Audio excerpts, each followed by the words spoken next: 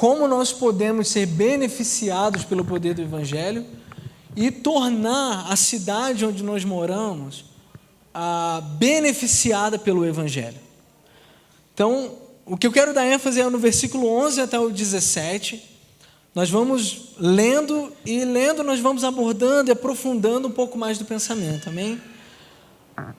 Para nível de contexto, vamos do versículo 1, só para nós entendermos do que Paulo está tratando aqui, e do que ele vai aprofundar nessa parte da epístola. Verso 1 diz assim: Paulo, servo de Cristo Jesus, chamado para ser apóstolo, separado para o Evangelho de Deus. Você vê aqui já Paulo dando ênfase no Evangelho e dizendo que ele foi separado para o Evangelho de Deus. Verso 2: o qual antes havia prometido pelos seus profetas nas Santas Escrituras, acerca do seu filho, que nasceu da descendência de Davi, segundo a carne, e foi declarado Filho de Deus com poder, segundo o Espírito da Santidade, pela ressurreição dos mortos, Jesus Cristo nosso Senhor. 5. Pelo qual recebemos a graça e o apostolado, por amor do seu nome, para a obediência da fé em todos os gentios, entre os quais sois também vós, chamados para ser de Jesus Cristo. Então, só nessa introdução aqui, a gente poderia abordar muita coisa. Primeiro, a saudação de Paulo dizendo que ele é apóstolo, mas chamado para o Evangelho de Deus, e que nós, os santos, os cristãos, somos chamados para ser de Jesus Cristo. Verso 6: entre os quais sois também chamados para ser de Jesus Cristo. 7: a todos os quais estáis em Roma, amados de Deus, chamados para ser santos, graça e paz da parte de nosso Deus, de Deus nosso Pai e do Senhor Jesus Cristo. Verso 8, ele vai discorrendo: primeiramente dou graças ao meu Deus, por meio de Jesus Cristo, no tocante a todos vós, porque em todo o mundo é anunciada a vossa fé. Deus, a quem sirvo em meu espírito, no evangelho do seu Filho, é minha testemunha de que incessantemente faço menção de vós, pedindo sempre em minhas orações que em algum tempo, pela vontade de Deus, se me ofereça boa ocasião para ter convosco. Então, na saudação de Paulo, você já vê que o Paulo tinha um desejo, né, e ele orava para que a vontade de Deus se manifestasse. De que forma? A forma de estar com os santos em Roma, e você vai ver aqui que era para edificação. No verso 11 a 17, Paulo vai correndo para a gente entender. Vamos ler aqui até o 17, e depois vamos ler de novo discorrendo para a gente entender e perceber aquilo que Deus quer falar conosco essa noite, amém? Estão comigo? Verso 11 diz assim: desejo ver-vos para vos compartilhar algum dom espiritual, a fim de que sejais fortalecidos. Isto é, para que convosco eu seja consolado pela fé mútua, assim vossa com a minha. Não quero, porém, irmãos, que ignoreis que muitas vezes me propus ir ter convosco, mas até agora tenho sido impedido para colher entre vós algum fruto, como também entre os demais gentios. Verso 14: eu sou devedor, tanto a gregos quanto a bárbaros, tanto a sábios como a ignorantes, de sorte que, quanto a mim, estou pronto para vos anunciar o Evangelho, também a vós que estáis em Roma. Não me envergonho do Evangelho, pois é poder de Deus para a salvação de todo aquele que crê, primeiro do judeu, depois do grego, pois nele se descobre a justiça de Deus, de fé em fé, como está escrito, o justo viverá pela fé. Essa parte do texto ela é muito importante, porque foi uma das partes onde o Espírito Santo iluminou um homem chamado Lutero, que entendeu no seu tempo esse texto e disse, supostamente ele fez uma resistência, ele foi a resistência daquele momento, daquela época, onde era totalmente obscurecido. Aquela época totalmente obscurecida, onde os homens não podiam ter acesso às Escrituras. Mas Lutero, olhando para esse texto aqui, viu que o justo viverá pela fé e não por obras. Mas vamos discorrer um pouco aqui e vamos ver o que Paulo desenvolve nesse evangelho, o que isso tem a ver conosco, o que isso tem a ver com esse tema que eu dei, que é o evangelho de poder para a cidade. No verso 11, Paulo começa a desenvolver o seu pensamento dizendo: desejo ver-vos para vos anunciar ou comunicar algum dom espiritual, a fim de que sejais fortalecidos, confirmados, edificados. Paulo, desejoso de ver os irmãos em Roma, ele tinha esse desejo de, ministrando aos santos de Roma, pudesse compartilhar algum dom espiritual a fim de que os santos fossem edificados em sua fé. A palavra desejo, só para nós entendermos um pouco, aprofundar, eu não fiz uma exegese muito profunda, mas eu quero que você se sinta livre no Espírito para poder entender essa palavra e nós juntos compreendermos aquilo que o Espírito Santo quer trazer hoje para nós.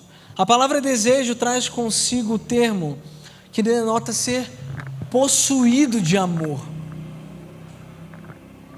podendo nos fazer lembrar de um texto muito conhecido que está em 1 Coríntios. Qual o capítulo que fala sobre isso? Capítulo 13. Quando Paulo vai falar sobre os dons e discorre no capítulo 12, ele fecha o capítulo, e no capítulo 13 ele começa falando sobre o amor. O princípio disso é que para a igreja se mover em dons espirituais, ela precisa estar em um intenso amor. Senão, como diz no próprio capítulo, vai ser como um sino só. Vai ser como um som incerto.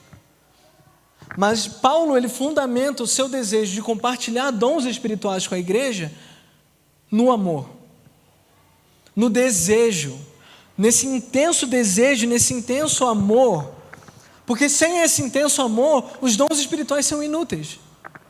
Para que uma igreja precisa de ferramentas espirituais sem ter o amor como base desses dons, ou como base do seu serviço? O fato é que nós, como igreja, devemos andar em amor para, sim, buscar os dons espirituais e usufruir de todos esses dons espirituais que está na igreja. Por isso, Paulo, desejoso, cheio de ardente amor, ele anuncia que ele quer compartilhar com a igreja algum dom espiritual para que esses homens em Roma fossem fortalecidos, consolados, edificados. Estão entendendo? Amém?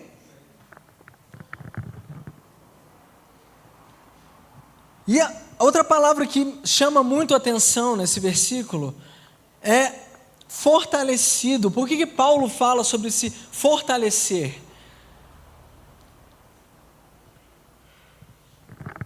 Aponta o significado de estar sólido e estabelecido. A vontade de Deus é que a igreja seja sólida e estabelecida através de homens desejosos por repartir dons espirituais e ver a igreja sendo edificada. Para que a igreja da cidade, para que a igreja, o corpo de Cristo, seja totalmente fortalecido, esteja sólido e estabelecido para a sua missão. Felipe Molina falou que vocês estão falando muito sobre evangelismo, né? Sem compreender essa ideia e essa revelação bíblica, o nosso papel fora vai ser em vão.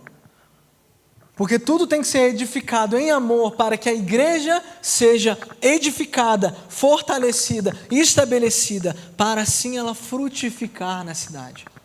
Amém?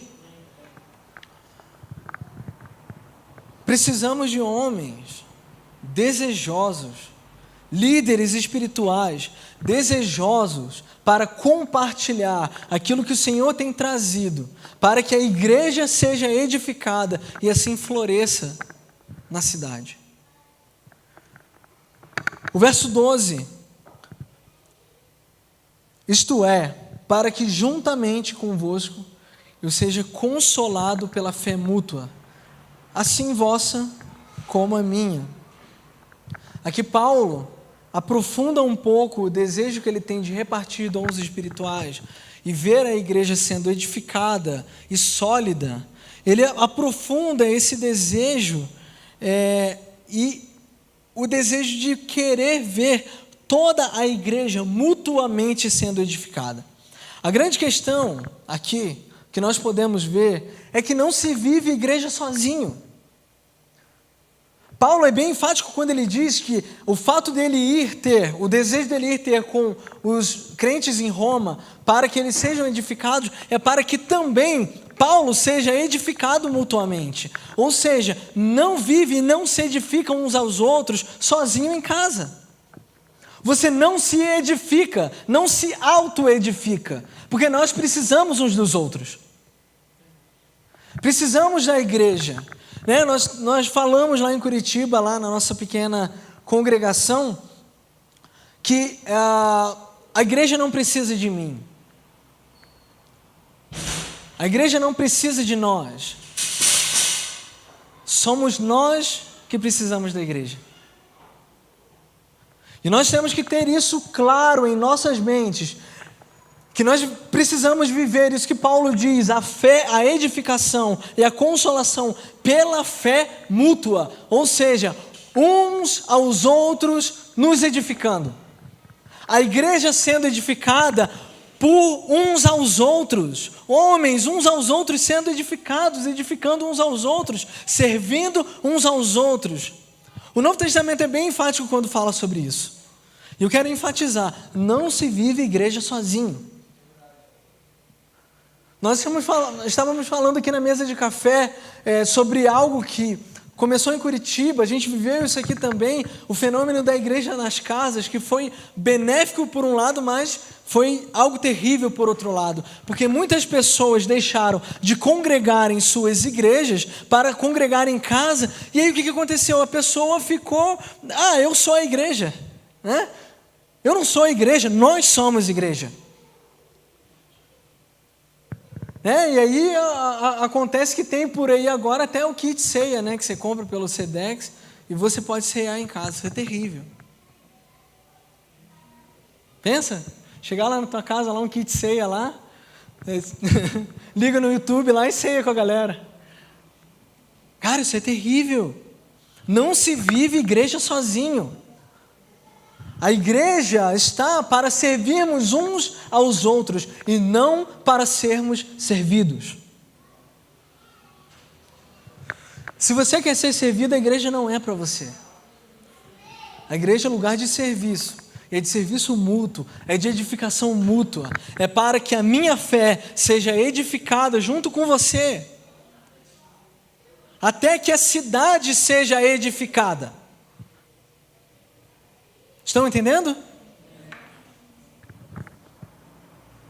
O interessante é que todos nós carecemos de assistência para crescer na graça do Senhor e chegar à plenitude da estatura do varão perfeito. Não é assim que diz Efésios 4, do 11 ao 13, 14? Que Deus deu homens dons à igreja para que os santos sejam edificados e todos possam chegar à unidade da fé, ao pleno conhecimento de Cristo e ser varões perfeitos. Mas a grande questão é que ao olhar para isso nós somos muito egoístas, porque nós queremos ser edificados por homens dons e muitas vezes não entendemos que nós somos edificados uns com os outros. Eu sempre digo lá na nossa igreja, principalmente para os jovens que eu discipulo, que sempre há uma oportunidade para nós sermos refúgio dos nossos pastores.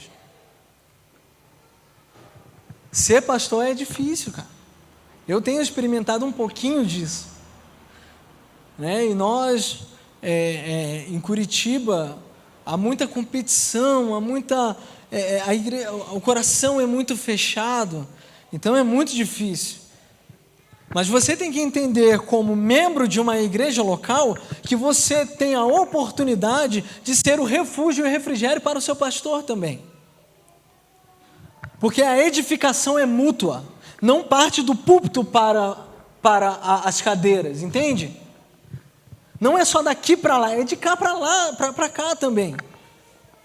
E nós temos que nos edificar e cuidar dos nossos pastores. Vários pastores estão com problemas, você vê, talvez nunca aconteceu tão grave na nossa época, pastores tendo burnout, se suicidando. Vocês têm que entender que vocês têm que cuidar uns dos outros e edificar uns aos outros em amor, para que a fé de vocês seja consolidada mutuamente, para que seja uma igreja local, uma localidade que possa servir a cidade no Evangelho. Amém? Devemos nos usar mutuamente no serviço ao Senhor, para que a nossa fé seja fortalecida. E novamente eu quero frisar, nós podemos ser o refrigério de pastores, de ministros, de homens de Deus. E nós podemos ser refrigério uns para com os outros. Tem algumas citações aqui de comentário de Romanos que Calvino escreveu, eu recomendo.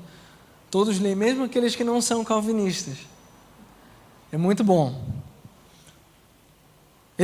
Calvino cita assim, pois não há ninguém tão destituído de dons na igreja de Cristo que não possa, em alguma medida, contribuir para o nosso progresso espiritual. Não existe ninguém tão destituído, tão carente de dons, que não possa cooperar com um pequeno serviço. Cada parte do corpo de Cristo é importante. Não se veja como entre aspas, inútil no reino de Deus. Apesar de que quando nós, mesmo fazendo o nosso serviço, as Escrituras dizem que mesmo fazendo aquilo que é obra de Deus, talvez Deus nos chame ainda de servo inútil. Pelo fato de fazermos somente aquilo que fomos chamados para fazer.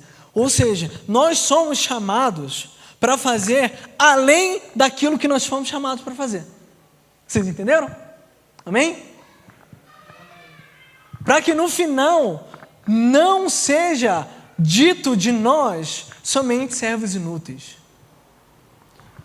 Não há ninguém tão carecido de dons que não possa contribuir pelo menos com algo na igreja.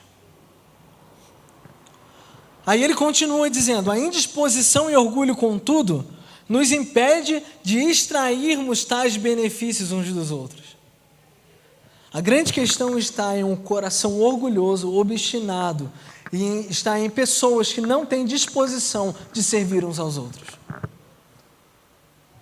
E aí deve-se quebrar o nosso orgulho e a nossa indisposição de serviço. Vamos continuar. Verso 13. Acho que já tinha uma aguinha aqui. Obrigado.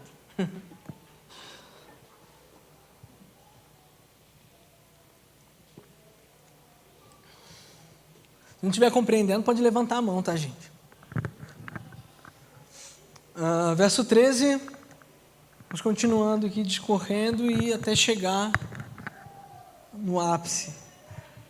Verso 13 diz assim, não quero, porém, irmãos, que ignoreis que muitas vezes propus ir ter convosco, mas até agora tenho sido impedido, para também ter entre vós algum fruto, como também entre os demais gentios.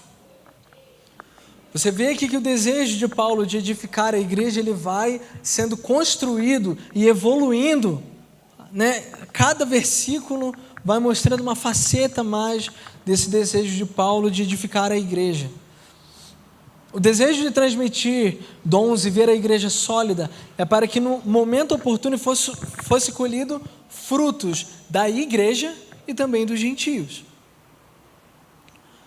Não devemos negar o fato de que Paulo fala muitas vezes que foi impedido de ter com os santos em Roma. Você já parou para prestar atenção nesses parênteses que há nos textos da Bíblia? Muitas vezes a gente passa descorrido, só que nós temos que lembrar que aqui Paulo estava desejoso, mas ele estava sendo impedido. Talvez esse impedimento era pelo fato dele ter coisas mais urgentes para tratar em outras igrejas. Mas a Bíblia não é tão clara quanto a isso. Apenas fala que ele foi impedido muitas vezes de estar com os crentes em Roma. A grande questão aqui que devemos entender é reconhecer a providência divina e a soberania divina nisso. E aqui nos é ensinado, nessa breve parte do texto, que não devemos fazer nada sem a vontade de Deus. E que o próprio Deus às vezes nos impede simplesmente para nos abater, a fim de nos colocar no lugar onde Ele quer que nós estejamos, para fazermos a vontade de Deus. Muitas vezes Ele nos impede de estar em lugares para nos tratar e nos levar a esses lugares, a fim de que sejamos frutíferos. E a fim de que para que possamos transmitir dons e ser bênção na vida de alguém.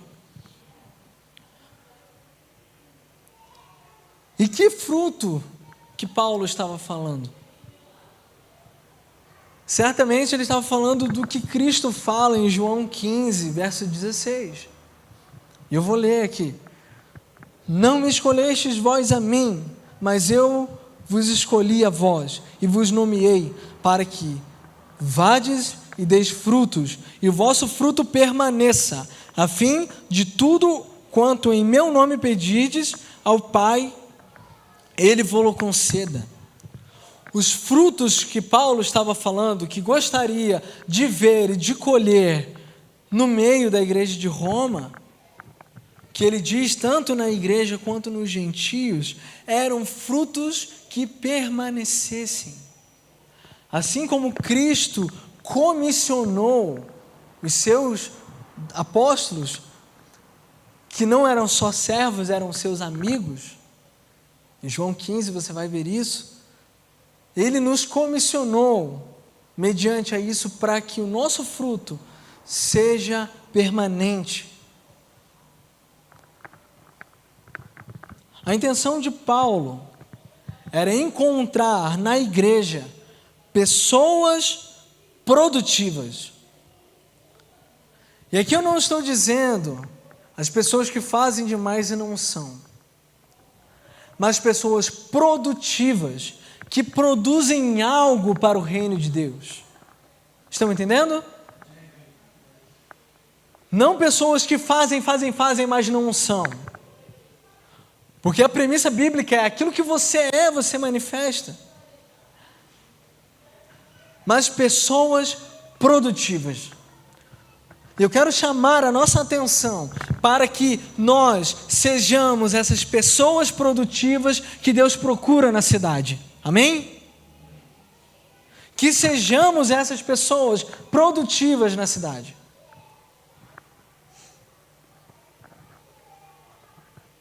E aqui eu quero dar uma atenção um pouco mais especial no verso 14. Que diz: eu sou o devedor, tanto a gregos como a bárbaros, tanto a sábios como ignorantes. Eu quero ser bem cuidadoso em explicar esse texto e aplicar esse texto à nossa realidade como cristãos. E o que nós devemos ser para a cidade de Petrópolis. Mas nós precisamos entender que, além de uma igreja local, nós somos parte do corpo de Cristo na cidade. E como parte do corpo de Cristo nessa cidade, em Petrópolis, nós temos uma missão. E essa missão não é nossa, é a missão de Deus para a cidade. Paulo diz, eu sou um devedor. Em todo momento, Paulo, ele mostra um ardor e um zelo pela igreja de Deus. E essa deve ser a nossa busca. Tudo que nós vimos aqui nesses textos, desde o versículo 11 até agora o 14, é para que possamos aplicar em nossas vidas, a fim de que sejamos pessoas que têm um ardor e um zelo pela igreja de Deus. A fim de edificar a igreja de Deus e nos edificarmos. Amém? Mas é que há algo muito mais profundo, a começar pela declaração, eu sou devedor. Você precisa entender a profundidade da declaração de Paulo, quando ele diz, eu sou devedor. Precisamos entender que nós somos devedores da cidade. Nós precisamos entender que, de certa forma, como cristãos, nós estamos em débito com a sociedade. Você lembra daquela frasezinha lá? Quem viu Arqueiro? A série. Hã? Não, a série do Netflix. Ninguém viu? Ah, amém. Glória a Deus por isso. Hã? Tem 20, 30 temporadas, né? Eu já comecei, já parei, esqueci qual capítulo que eu estava, já voltei, a gente já viu umas 2 vezes, né? Qual é a declaração dele para as pessoas da cidade? Claro que ele bota medo, né? Mas ele chega com o arquinho dele lá e diz, você falhou com essa cidade. Cara, desde que eu ouvi isso pela primeira vez na série, eu penso sobre qual é a missão da igreja na cidade. É uma coisa dura de se dizer, e de se ouvir, e de se compreender e de se entender. Mas muitas vezes nós somos aqueles que falhamos com a nossa cidade. Estão entendendo? Muitas vezes nós falhamos com essa cidade. E o que eu vejo de relato de Petrópolis, eu posso falar porque eu tenho propriedade, porque eu sou morador daqui. Nós temos falhado como cidade. Com essa cidade. E que dirá a igreja local, a igreja mundial. Não a mundial do Valdomiro, né? Mas a igreja universal, que também não é do Macedo. Nós falamos lá que é a igreja invisível, né? Que é a igreja de Deus em toda parte do mundo. Temos que ser humildes o suficiente para reconhecer que muitas vezes nós falhamos com essa cidade.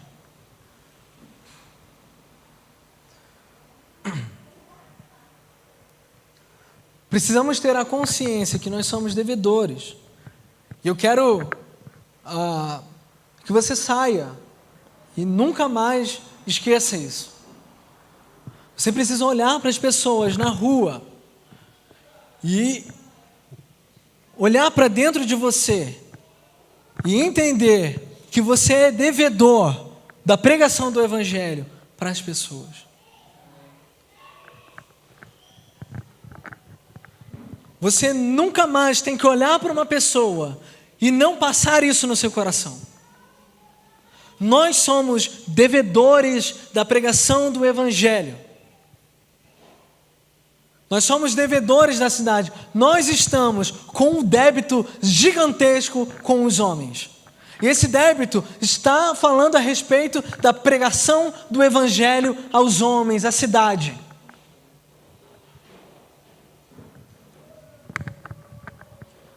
Você precisa olhar para as pessoas com compaixão.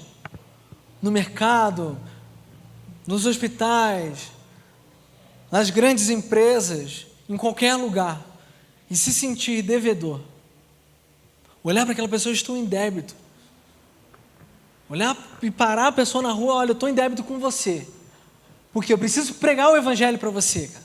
Eu ainda não preguei para você. Então eu estou em débito. Eu estou te devendo algo. De que somos devedores? De quem? Paulo se refere aqui a 2 tipos de pessoas que nós devemos considerar. A Bíblia ela não faz muita distinção entre classes sociais, mas há aqui entre os sábios e os ignorantes, fazendo com que fosse atribuído a Cristo, na sabedoria dos sábios, toda a sabedoria se tornasse convergente em Cristo. E segundo os ignorantes que ele fala aqui, trazendo consigo a consciência de que os ignorantes e os incultos não podem até estar à margem da sociedade, mas elas não estão à margem do Evangelho. Devemos ter um olhar único para as pessoas. E não olhar e pensar que essa é mais devedora, essa é menos devedora. Isso aqui eu não vou pregar o Evangelho não, porque eu acho que essa aí é eleita. Cara, esquece esse negócio. Ó, caiu uma paleta aqui. O grande problema em se entender a eleição, e se entender, entre aspas, não entender, é achar que a gente não precisa mais pregar o Evangelho porque está todo mundo predestinado. Isso é um erro grotesco, porque as Escrituras nos ensinam aqui que nós somos devedores de todos os homens. Então não faça distinção de pessoas, pregue o Evangelho. Portanto, somos devedores de todas as pessoas, sem fazer distinção de classes sociais, de classe de cor e mais ismos que tem aí por aí. Nós estamos em débitos com as pessoas e com a cidade. Sabe por que nós estamos em débito? Porque anteriormente, quando estávamos em pecado, o nosso débito era para com Deus. Mas Cristo pagou a nossa dívida. Então, como pessoas regeneradas, devemos ter em mente que o Deus que pagou a nossa dívida nos comissiona a pagar a dívida do mundo, sendo seus embaixadores e levando a mensagem do Evangelho para que os homens que outrora estavam andando em trevas sejam alcançados pelo Deus que pagou a dívida na cruz. Amém? Nós somos devedores da cidade porque Cristo pagou a nossa dívida. E não é só eu, não é só nós aqui que devemos entender isso. Pessoas lá fora devem entender que as suas dívidas eternas foram pagas. E que o castigo que iria vir sobre nós, que era a ira eminente de Deus, foi derramada em Cristo, para que fosse imputado em nós a justiça de Cristo. E Cristo olhasse para nós agora, através do sangue, fazendo reconciliação com Deus novamente, trazendo paz entre Deus e os homens. Nós somos devedores disso.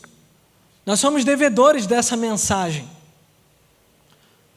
Eu não gosto muito do termo encarnar a mensagem, porque eu sou chato mesmo. Mas se tem alguma mensagem que a gente deve encarnar, é essa, o Evangelho. E que nós somos devedores da cidade na pregação do Evangelho. Amém?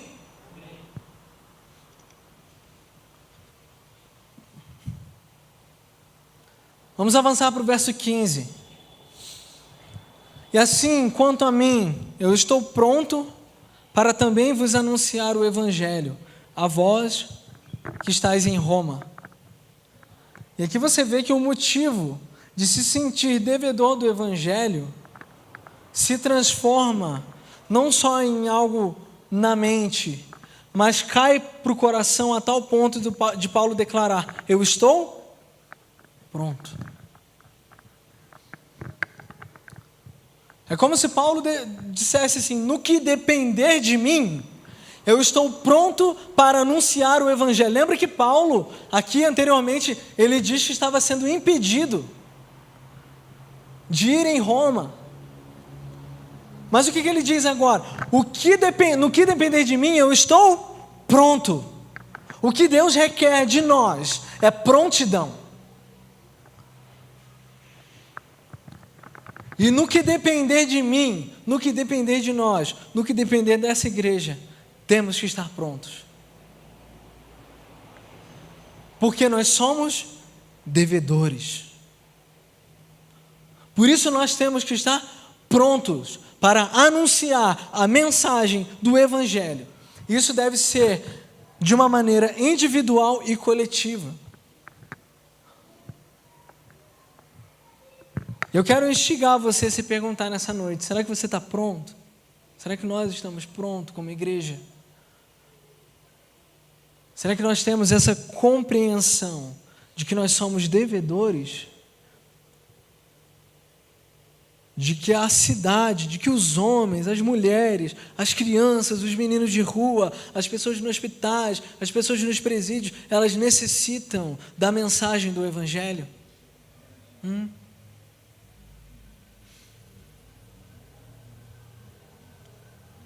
No que depender de mim, no que depender de nós. Verso 16. Porque não me envergonho do Evangelho. Deixa eu ver a hora aqui. Quanto tempo eu tenho? 100 minutos? Porque não me envergonho do Evangelho de Cristo, pois é o poder de Deus para a salvação de todo aquele que crê. Primeiro do judeu e também do grego. Aqui está a bomba. Eu quero largar essa bomba, vou voltar para Curitiba, vocês ficam com essa bomba aí. Estou brincando. Paola gostou da cidade, ela quer morar aqui. Porque não me envergonho do Evangelho. Paulo declara ousadia e intrepidez ao invés de vergonha e timidez. Você consegue entender isso no texto? E é uma frase aqui que eu quero dizer para nós esquecermos dessa frase de uma vez por todas. Você já ouviu muitos dizerem por aí: eu não me envergonho do Evangelho, mas eu me envergonho dos evangélicos? Já viu essa? Esqueça essa frase. Esqueça essa frase. Essa frase mais mutilou o corpo de Cristo do que juntou. Essa frase levou pessoas para mais perto do mundo do que juntou ela com os santos. Quando nós falamos não me envergonho do Evangelho, mas me envergonho dos evangélicos, nós estamos dizendo que nós nos envergonhamos do Evangelho da mesma forma.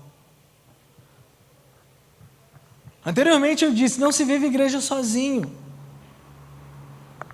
Então como você pode ter vergonha do seu povo, que você diz que é seu povo, e que você serve a Deus junto com eles?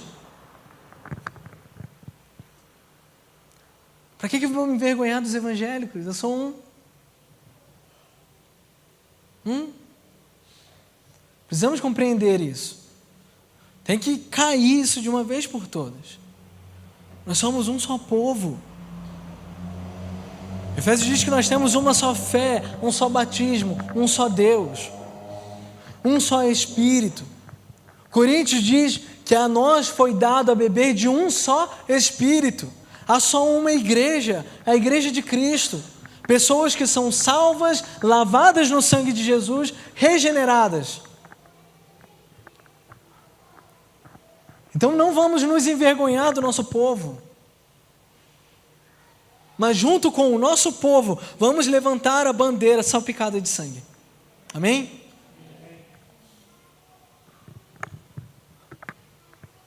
E nós não devemos rotular nesse sentido. É feio rotular nesse sentido, a igreja. Pois é o poder de Deus para a salvação. E aqui está o ápice. Aqui eu quero gastar a maior parte do tempo dos 100 minutos que eu tenho.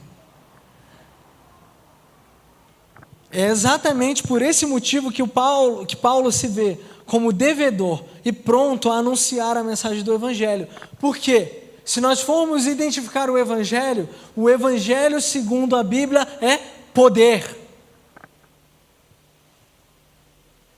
não uma mera ideologia. Mesmo que o Evangelho e o cristianismo tenha a sua parte ideológica, não devemos pegar o Evangelho e colocar dentro dessa classe, porque não cabe. O Evangelho é algo eterno, o Evangelho é poder. Não uma mera ideologia, não um mero estilo de vida ou uma forma de se pensar, mas é poder. Muitos hoje têm levantado bandeiras de ideologia, isso está terrível. Mas poucos estão levantando a bandeira do sangue de Cristo. Poucos estão levantando a bandeira da igreja. Poucos estão levantando a bandeira do Evangelho, que é poder. Não devemos ver o Evangelho como ideologia, embora seja em alguns aspectos. Precisamos ter isso em mente, que o Evangelho é poder para a salvação. Precisamos entender que o Evangelho é poder para a salvação da cidade. Que é esse Evangelho que não nos envergonhamos, e é esse Evangelho que nós somos devedores. Não é devedor de uma ideologia, de uma forma de pensamento, mas é devedor de um poder que salva pessoas do inferno e salva pessoas da iminente ira de Deus. Poder.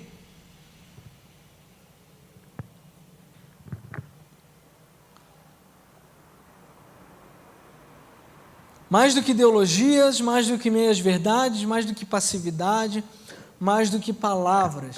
Nós precisamos de um evangelho de poder. Precisamos de um evangelho de poder, que muda, transforma a sociedade e que faz ela virar de cabeça para baixo. Contra toda a cultura mundana. No livro de Tito, diz isso, que o Evangelho de Deus se manifestou aos homens, que a graça de Deus se manifestou ensinando aos homens a se apartarem das suas paixões mundanas, mas viverem conforme a piedade. É esse o Evangelho de poder, não de palavras. Vamos ver alguns textos. Vamos abrir comigo em Romanos 15, 19.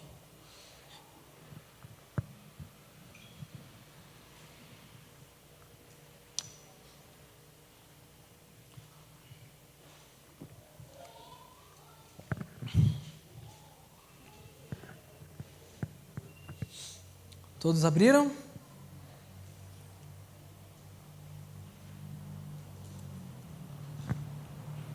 Romanos 15, verso 19.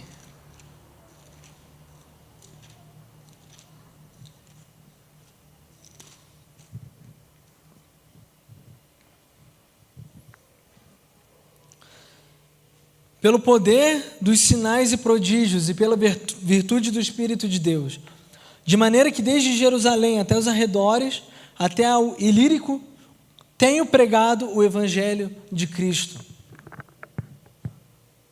O que Paulo está dizendo aqui?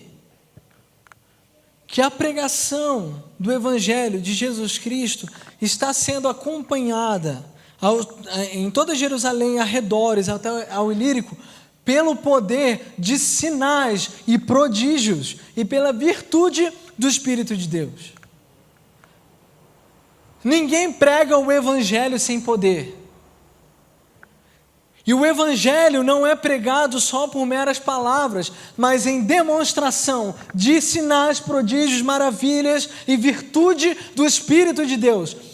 Primeiro, regenerando o homem pecador, e segundo, transformando totalmente a vida dele, a ponto dele morrer para esse mundo, viver para Cristo, não viver mais as paixões mundanas, mas ao contrário disso, amar a justiça. O Evangelho transforma o homem pecador em um homem piedoso. Você precisa acreditar nisso. O evangelho de poder transforma o homem pecador e depravado em um homem santo e piedoso.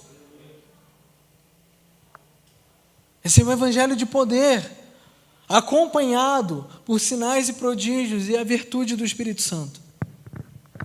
1 Coríntios 1,18, vamos lá.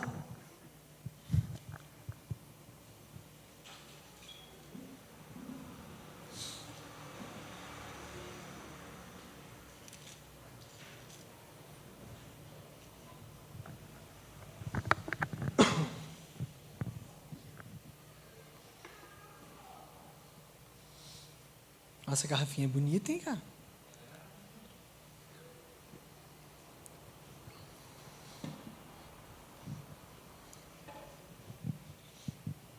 Primeira Coríntios 1,18.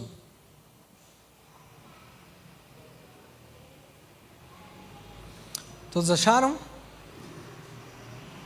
Porque a palavra da cruz é loucura para os que perecem, mas para nós que somos salvos é poder de Deus. Entendo que Paulo diz aqui que a palavra da cruz, e a palavra da cruz é o quê? É o Evangelho. Ele é loucura para os que perecem. Para um homem depravado, o Evangelho é uma loucura total. Mas é poder de Deus que alcança esse homem e faz esse homem um homem totalmente diferente. É poder de Deus. 1 Coríntios 1,24, só avançar um pouquinho nos versículos. Olha que fascinante isso. Tanto os judeus como os gregos. Deus não separa ninguém. O Evangelho, de certa forma, o chamado externo do Evangelho é para todos. Aí fica a cargo do Espírito Santo, que é o Espírito que convence o homem do pecado, da justiça e do juízo, salvar. Mas o chamado do Evangelho é para todos. E Paulo é bem enfático. Nós pregamos a Cristo, que é poder de Deus e sabedoria de Deus. O problema é que a igreja tem pregado outras coisas. Mas a igreja foi chamada para ser cristocêntrica, com uma pregação cristocêntrica, que leva ao Evangelho de Cristo. Nós fomos chamados para pregar Cristo e esse crucificado. Aí acaba às vezes com o nosso castelinho de areia, quando a gente acha que a gente é super espiritual, porque tem uma mensagem. A nossa mensagem é Cristo, que é poder de Deus e sabedoria de Deus. Toda outra mensagem esquece, bota no lixo. A nossa mensagem é Cristo. Tem um pregador, eu me esqueci o nome, mas ele disse que se pregarmos Cristo a vida toda para o nosso rebanho, a nossa pregação terá sido uma pregação de sucesso. Então o que importa é Cristo. O que importa é que Cristo seja pregado, Ele seja anunciado. Importa que o Evangelho seja anunciado em poder. O que eu quero deixar bem claro é que esse Evangelho não é um Evangelho de palavras, é demonstração de poder. Eu quero instigar você nessa noite a buscar e a entender, compreender esse Evangelho de poder. O Evangelho transformador, que talvez vai até estragar a sua vida, o seu castelinho de areia, mas é poder transformador.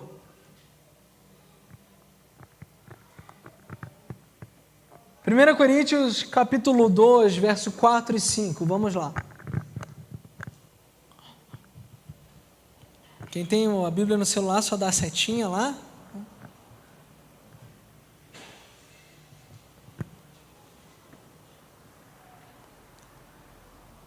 Capítulo 2, verso 4 e 5. A minha palavra e a minha pregação não consistiram em palavras persuasivas de sabedoria humana, mas em demonstração do Espírito e de poder, para que a vossa fé não se apoiasse na sabedoria dos homens, mas no poder de Deus. Mais uma vez, Paulo é enfático quanto à mensagem dele. Quando ele foi ter a primeira vez aos Coríntios, que só para você ter um contexto um pouco teológico, talvez essa carta seja a segunda carta, e a 2 Coríntios seja a 3 Coríntios, porque talvez, há uma suposição que esteja perdida a primeira carta, porque Paulo dá várias vezes a razão de dizer nas cartas que ele já teve com eles no passado. E também eu não me lembro, mas no capítulo 5 há uma menção de uma carta escrita anteriormente. Então, quando Paulo foi para uma cidade, ele não foi com demonstração de palavras, ele não foi com palavras de sabedoria humana, mas com demonstração de espírito e de poder. Vocês estão compreendendo a profundidade disso? Não meras palavras de sabedoria humana. Por que não meras palavras de sabedoria humana? Paulo era muito intelectual. Poderia convencer a todos da cidade a aderirem ao Evangelho somente com palavras de sabedoria humana. Somente por debates, por convencimento. Mas Paulo não escolheu isso porque ele entendia a mensagem do Evangelho, que não era meras palavras, era poder de Deus. Por isso ele foi na cidade de Corinto, não com meras palavras, mas ele foi em demonstração de espírito e poder. O Evangelho é mais do que palavras, é demonstração. Nós precisamos, aqui em Petrópolis, demonstrar o Evangelho de poder aos homens. Amém? Estão entendendo? Vamos nos alegrar com isso. Nós temos recebido do Senhor um Evangelho de poder. Não tente convencer os homens com sabedoria humana. Uma vez eu falando com um jovem lá da igreja, que ele ficou fascinado pelo calvinismo, aí começou a estudar tulipe e tudo mais, e ele é do quartel, ele é um soldado, e aí ele veio todo animado, cara, preguei o evangelho pro cara lá e tal, comecei a falar com ele sobre a tulipe e tal, aí eu olhei para ele e falei, cara, esquece esse negócio aí, cara. Para que você vai pregar sabedoria humana? Pregue o Evangelho da maneira mais simples possível e da maneira mais clara, a ponto dele ser indesculpável.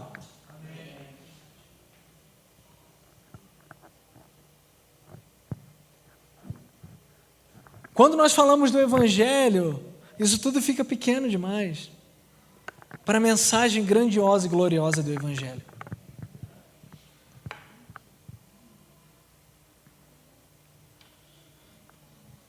1 Coríntios 4:20, só pular aí umas páginas.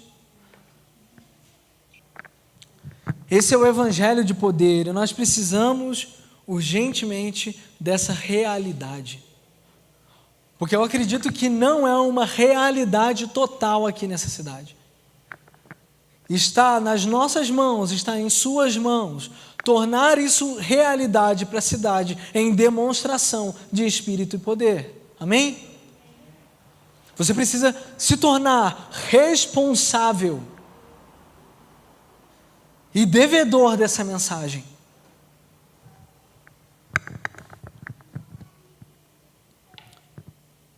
Poder de Deus para todo aquele que crer.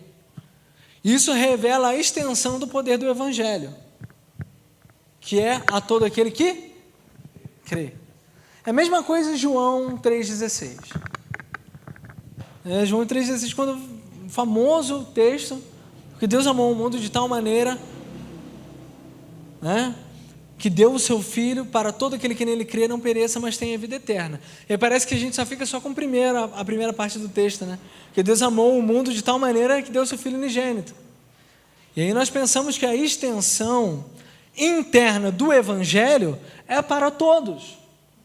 O chamado do Evangelho é para todos, mas a extensão do Evangelho é para todo aquele que crê.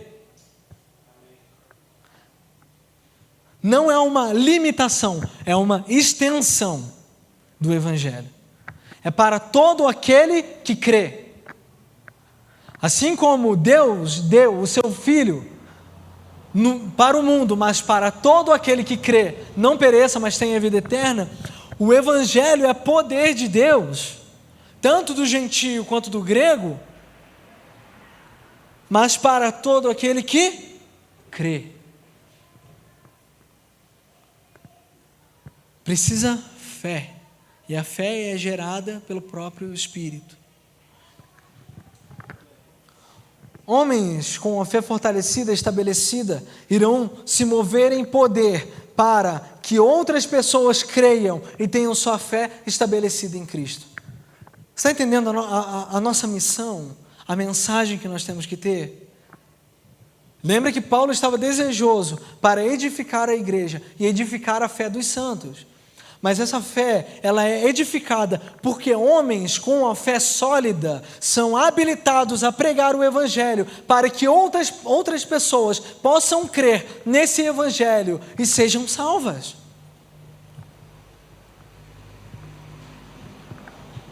E nós podemos entender que o poder do Evangelho é o poder que derruba fortalezas, salva pessoas, destrói heresias e refuta enganos. Não só poder simplesmente para rodopiar e como os pentecostais falam, vamos lá no monte para buscar poder. Isso é muito bom, muito gostoso isso. Mas o poder do Evangelho atingindo os nossos corações, é para que possamos nos mover na cidade em poder, em sinais, para que muitos creiam no Evangelho, se arrependam dos seus pecados e sejam salvos. Estão entendendo? Essa é a nossa missão. O poder de Deus, o poder do Evangelho, é o poder que destrói heresias e refuta enganos também. E você, como um crente, cheio do Espírito, e cheio e preenchido da mensagem do Evangelho, você tem que militar pela sã doutrina, pela verdadeira palavra. O engano, ele é sutil. O engano é sutil. E a igreja dos dias de hoje estão sendo enganadas pelo falso evangelho, falsas doutrinas, falsos homens, pregando um falso Cristo. Nós precisamos entender, estar atentos para que o engano não atinja os nossos corações. Para que possamos viver assim o verdadeiro evangelho. Vou abrir um parênteses, abra comigo só em Gálatas. Gálatas 1.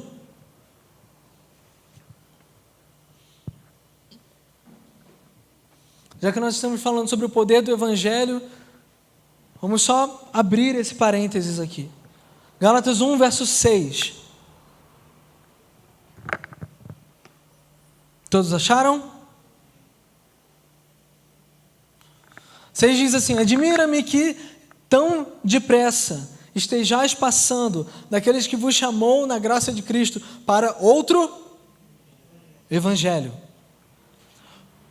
o qual não é outro evangelho, mas há alguns que vos inquietam, querendo perverter o evangelho de Cristo.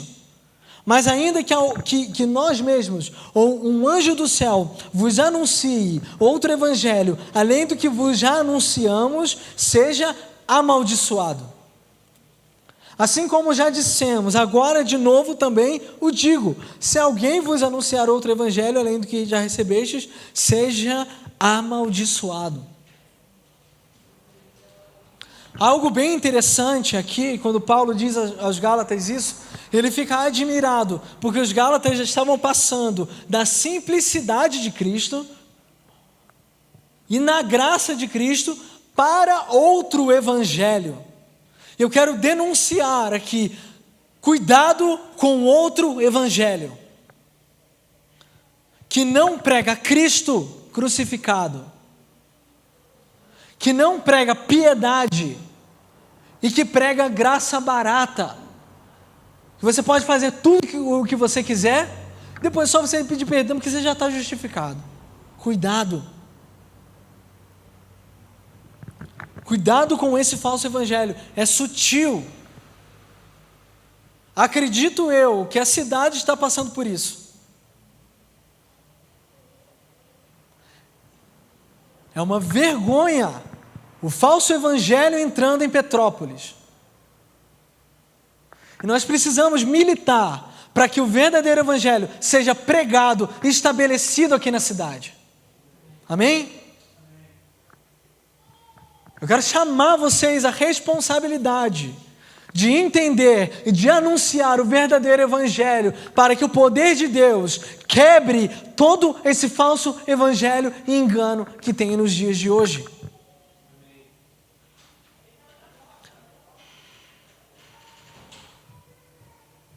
Existe um falso evangelho, existe um engano, é sutil.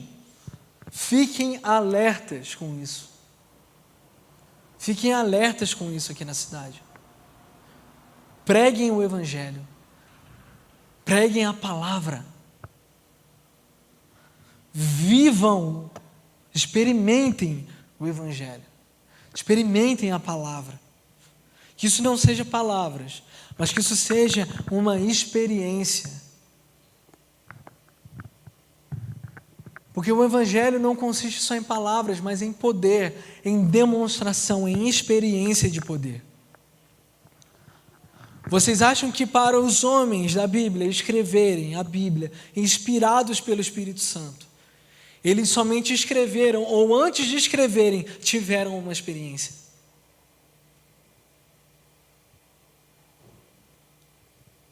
Todos os homens bíblicos e todas as épocas e eras de avivamento, e quando eu falo avivamento, em toda a história da igreja, reforma, avivamento de Pensacola, qualquer outro avivamento que teve, foi experimentado o evangelho, não só de palavras, mas em poder. Vamos voltar aqui. Verso 17 de Romanos.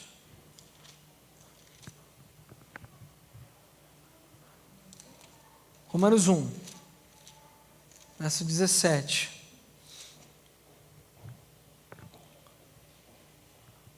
Porque nele se descobre a justiça de Deus de fé em fé, como está escrito, mas o justo viverá pela fé. No Evangelho se descobre a justiça de Deus. E é um aspecto muito interessante e profundo do Evangelho, é que a mensagem do Evangelho, ela revela a justiça de Deus para a humanidade. O Evangelho é poder e justiça de Deus. E é muito importante ter uma compreensão clara da justiça de Deus e da justificação pela fé, que é uma doutrina muito deturpada nos nossos dias. Certa vez eu estava lá no grupo que nós tínhamos com umas crianças. A gente tinha um grupo toda quinta-feira pregando o Evangelho para as crianças. A gente experimentou algo muito, muito gracioso de Deus. Começamos um grupo e só ficou as crianças, os pais, tudo arrumaram emprego. A gente começou a orar, né? Aí a galera começa a arrumar emprego e vai embora. Aí ficou só as crianças. A gente começou a pregar o evangelho para as crianças, mas tinha um rapaz.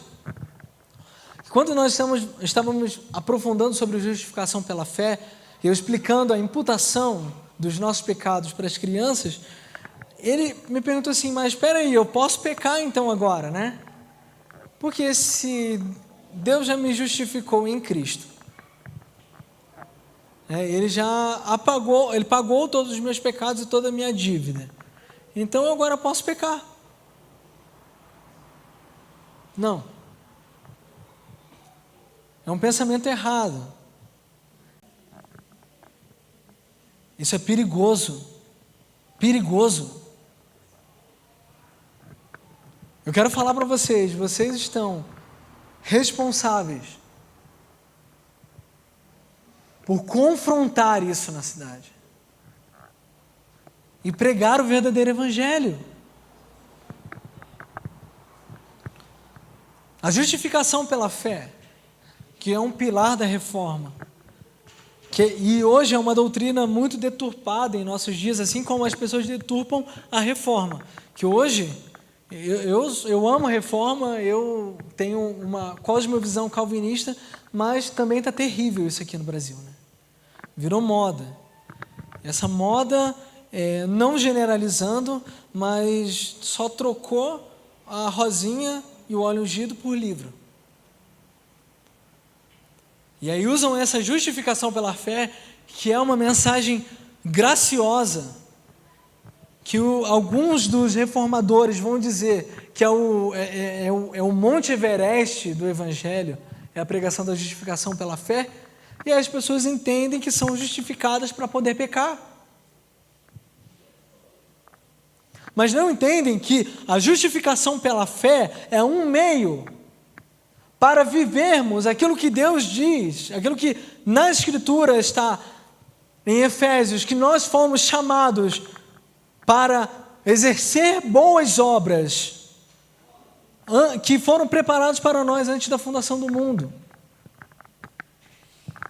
Aí o pessoal fala que o tempo da lei acabou, que agora é só tempo da graça, e nessa graça é uma graça barata, porque é fácil de se viver, e não tem nenhum sacrifício de louvor. Simplesmente nós podemos fazer tudo o que quiser. É perigoso isso. E aqui eu escrevi alguns aspectos do Evangelho. Que o Evangelho revela que Deus é santo, justo e se ira com a humanidade depravada. Jesus te ama, meio que passa longe daqui. Depois ele ama. Mas primeiro ele está irado com a humanidade. E em sua santidade ele envia o seu Filho para ser propiciação dos pecados da humanidade, fazendo do seu Filho, Jesus, um objeto da sua ira. Seu Filho Jesus cumpriu toda a lei, sendo justo e sem pecado, mas que se fez pecado por nós, sendo-lhe imputado todos os pecados dos homens, cumpriu toda a justiça de Deus. Deus, por sua vez, descarregou sua eminente ira em seu Filho, ira que deveria ser descarregada sobre nós.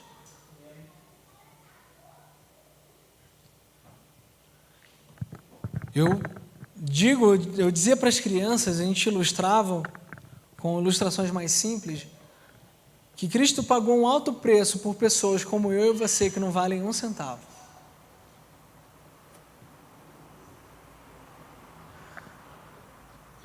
E Cristo sofreu no Calvário a morte para que pudéssemos receber vida.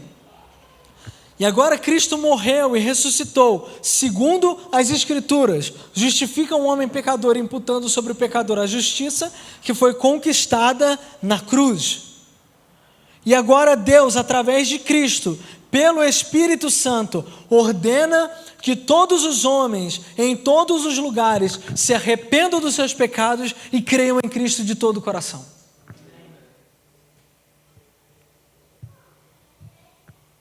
Não alivie a mensagem para o pecador. Essa é a mensagem, que todos nós estávamos indo num caminho para a ira de Deus, mas Jesus entrou no nosso lugar, pagou a nossa dívida. E agora, por pagar a nossa dívida, Ele ordena que todos os homens, em todos os lugares, se arrependam dos seus pecados e creiam no Evangelho.